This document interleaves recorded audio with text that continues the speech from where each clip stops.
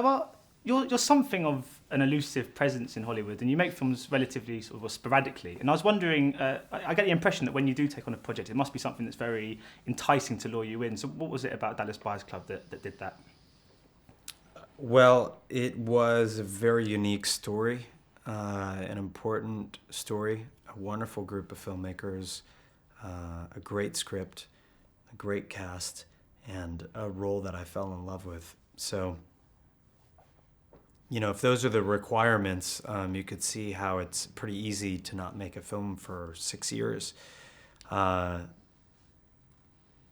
I've never been in a hurry to make the most films. I suppose I want to make the most interesting, the most challenging, the most rewarding. So it must be quite nice when you do take sort of lengthy breaks away. When you come back, you sort of never get bogged down by the industry, and every film must feel almost like your first, I guess. It does in a way when you stay away for this long.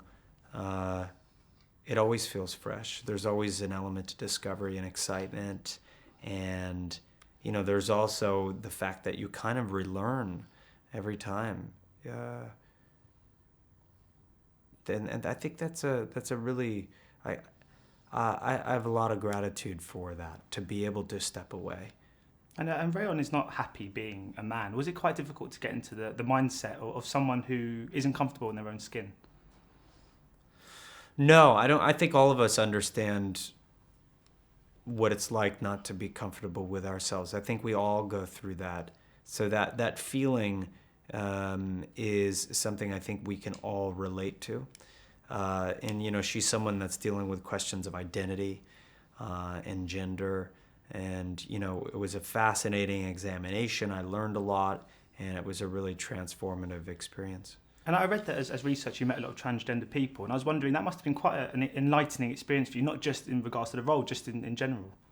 Yeah, I mean, people that are brave enough to make a decision and live their life as they dream it, not as others would have them live it, that's an interesting thing to do, and to meet with those people and to listen to their stories is really beautiful. And I mean, you went through such a physical transformation for this role. Does that help get into the head of someone when you have to dress up as them and you have to become them, physically as well, not just mentally? Yeah, I think that it makes the process really interesting. Having a physical component to a role, I find really, really fascinating. I mean, it's very easy to get a role like yours wrong. I mean, it could be very cliched or stereotypical. So how aware of that were you, and ensuring that not be the case? Well, the good news is for me, this kind of role, if you can say that, has typically been done very badly. So there was that's a great thing to have happen, is to have examples and to know what direction not to head in. And maybe I shouldn't say badly, but it's just been done without much care. I think it's been done a bit two-dimensionally. So there were some examples, and I really was able to learn from that and to know what not to do. Well, I mean, you obviously did something right, because obviously you got the Oscar nomination for your efforts, and the film's got 6 in total. That must be so great, because that exposure that you get from the Oscars and those nominations that come with it, it must mean... It means the story is one that's going to be told, isn't it? It means people are going to be more intrigued to see it, which can only be a good thing. That's a great thing about winning awards and getting nominations, is you shine a light on this really special story.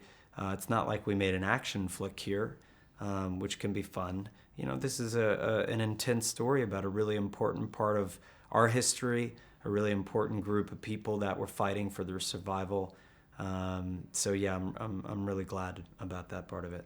And over the past few years, you've gained so much success with 30 Seconds to Mars. And I was wondering, if someone asked you to describe yourself now, would you say musician or actor? Well, at first, for many years, I was an actor who was making music. And then, for many years, I was a musician who used to act. And then I became a musician that people didn't even know I was an actor. And now I'm a musician who is... nominated for Academy Award, and in some people's eyes, they're going to see an actor now and then find out about the band. But for me, those are 2 out of many things that I do. I don't categorize myself so much. Like what Andy Warhol said, labels are for cans, not for people. Well, on that note, thank you so much for your time today. Much appreciated.